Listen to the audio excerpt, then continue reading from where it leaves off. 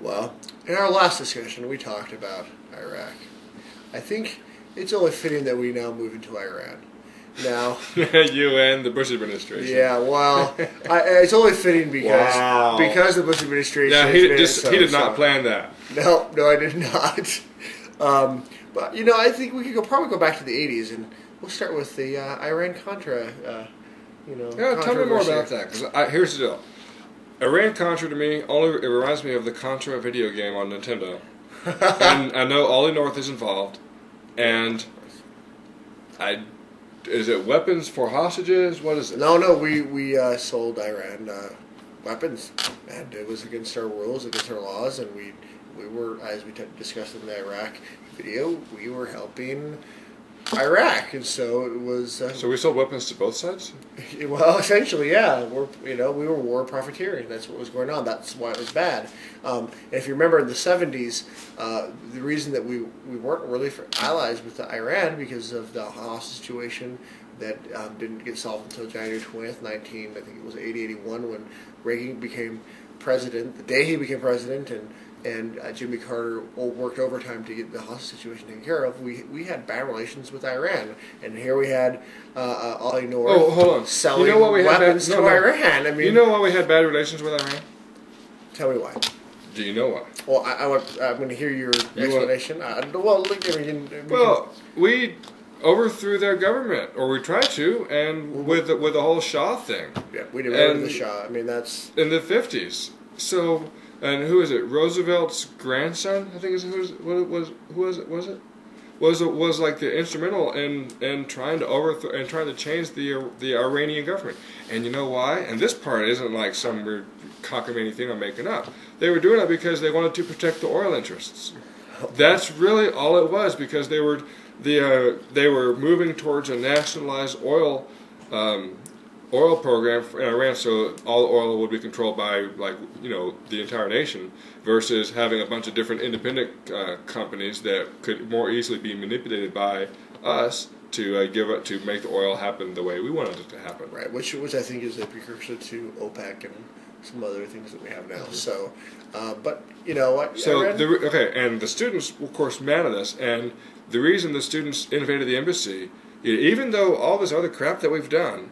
And they invaded the embassy because the Shah was sick. He had some sort of disease, and no one would take him in. And our president was like, okay, fine. Jimmy Carter was nice and said, fine, you can come in here and get medical treatment. And that's what made them mad. Oh, they got mad. And so here's the funny reason, though. But the students went and did their thing, and actually the current leader of Iran wanted to stop them. He wanted to pull them out, but he couldn't. Well, he could. He decided against it because it was really popular, and it would have been an unpopular thing for him to do to get him out. And when they're in there, they find all these spy papers, how the U.S. Embassy has been spying on Iran. That is really what pushed things over, is when they went into the embassy. Don't store your spy papers in the embassy in the country you're spying on. Rule number 1. Well, and when you know they're coming after you, which they did, you burn them. It's pretty simple. You don't keep They weren't dead. Yeah. Yeah, it sounds like some unintelligent things are going on, whether you're for or against what happened. I mean, it just sounds like they weren't being very intelligent. I mean, we had that super spy plane that crashed in China. We knew better to destroy all our stuff on that. I mean, we should talk about that one another time. Another time. But I'm just really trying to say that we weren't very smart on that. But going back to Iran, I guess the controversy now is that, well, it seems like we went after Iraq. We now need another country in the area that. Okay, dude. First of all, Iran's making nuclear weapons of mass destruction, and they're going to, and there's an imminent threat from them. What does this remind me of? Does this remind you of the precursor to the Iraq War? Maybe we need to do what they did on Family Guy when she ran for mayor. All you have to say is 9/11. It sounds like. Oh yeah. Sounds like Giuliani. 9/11. No, okay. 9/11. Okay, here's the thing. We're all worried about. Well, the reason there's so much concern about Iran is because of statements that has been said by their leader. Israel should be wiped off the earth. The United States is the great Satan. and so on and so forth. And that's kind of harsh rhetoric. But to be fair, we say the same things about them. They're horrible people, and our people, no, we say about their leader. What about their people? Yeah, about the leader, and so it's not like they're the only ones saying bad things about them. They're saying bad things about us. We're saying bad things about them, and it's getting into the point where we're just kind of shoving each other, waiting for somebody to throw a punch. But let's look at the interesting thing about it, though. The people of Iran, they actually they're pro-Western. They like Americans. They like a lot of things. Music and basketball and all that fun stuff. You know what? If you talk to the average American, I don't think we have a problem with Iranians at all. It has nothing to do with the people. It has to do with the government. The people running the government. I disagree. Really? I think if you grab the average American on the street and ask them if they think Iranians are safe or something like that, I would think they would be more afraid of an Iranian than an Iranian would be afraid of an American. That's an interesting commentary on Americans. Listen to this, because the Iranian people are used to propaganda.